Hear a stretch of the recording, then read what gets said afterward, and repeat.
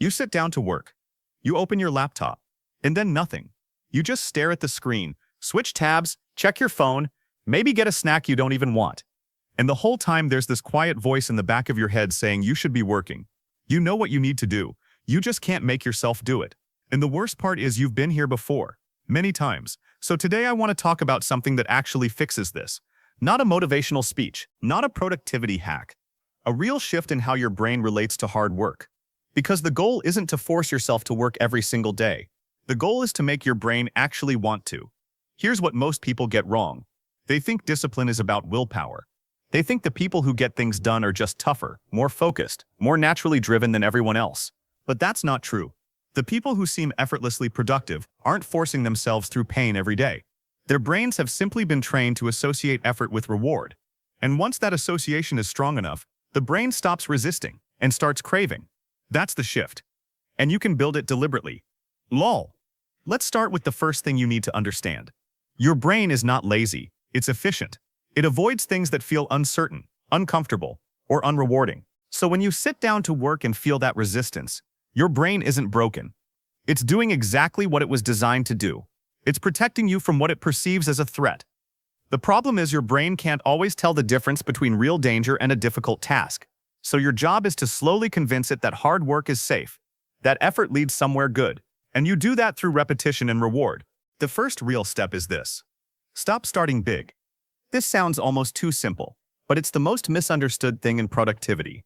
Every time you sit down and tell yourself you need to work for 3 hours, your brain immediately sees a mountain, and it resists.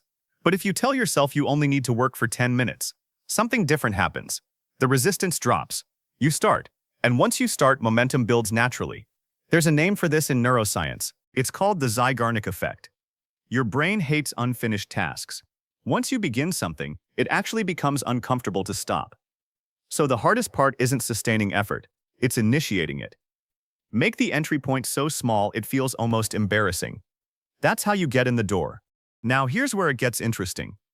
Once you're inside that 10 minutes, your brain starts releasing small amounts of dopamine. Not because the task is fun, but because you're making progress. And this is the key insight. Dopamine doesn't just get released when you receive a reward. It gets released when you're moving toward one. This means every small step forward, every page written, every problem solved, every tiny win is giving your brain a little chemical signal that says this is worth doing. Over time, those signals stack, and your brain starts to connect the act of working with the feeling of moving forward. That's when the craving starts to develop. But there's something that kills this process before it can build. And almost everyone does it. It's the habit of stopping to check something. Your phone. A notification. A random thought that sends you to Google. Every time you break focus during that early momentum window, you reset the process. Your brain loses the thread. The dopamine signal gets interrupted. And suddenly you're back at the beginning, staring at the screen again, wondering why you can't just focus. The fix is simple, but it requires honesty. Before you sit down to work, you have to remove the exits. Phone face down in another room. Browser tabs closed, notifications off.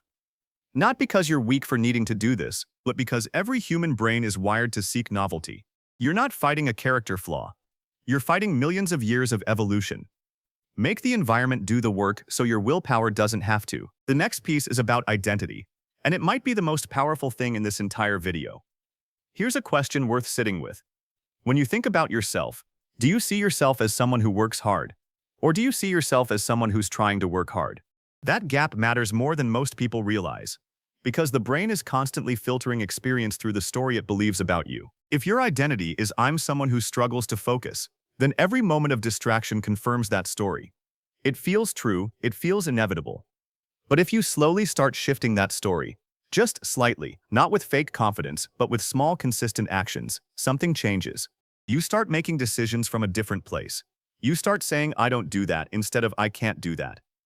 And that's not just language, that's neurology. The stories you repeat about yourself literally shape the neural pathways that drive your behavior. So how do you shift the story? You do it through evidence. Every time you sit down and do the 10 minutes, you're casting a vote for the new identity. Every time you close your phone and open the work, you're casting a vote. You're not trying to convince yourself with affirmations. You're proving it to yourself through action. Small actions done consistently over weeks create a new baseline. And one day you'll notice something quiet but significant. You'll feel slightly uncomfortable when you're not working. That uncomfortable feeling is the craving. That's your brain asking for the thing it's been trained to want.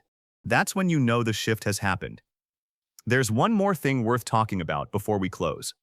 Rest. Real rest, not scrolling, not half watching something while your mind races. Actual rest. Because one of the biggest reasons people can't make themselves work is that they never fully recover. They spend their time off in a kind of low-grade stimulation that doesn't recharge the brain. It just delays the exhaustion. And then when it's time to work, they have nothing left. So protect your evenings. Give your brain real silence sometimes. Sleep consistently. Because the brain that craves hard work is a brain that has actually been allowed to rest. You can't build that engine on empty. So here's where we land. Your brain isn't your enemy. It's not working against you. It's working exactly as designed. Your job is to slowly retrain it by making the entry point small, protecting the early momentum, removing the exits, and building an identity through consistent small actions. Do that long enough, and the resistance fades, the craving grows, and work starts to feel less like something you have to survive, and more like something you actually want to come back to. Tonight, pick one task. Give it 10 minutes. Close the phone. That's it. Don't negotiate with yourself. Don't wait until you feel ready. Just start for 10 minutes and see what happens. Because the version of you that craves hard work isn't some distant future person.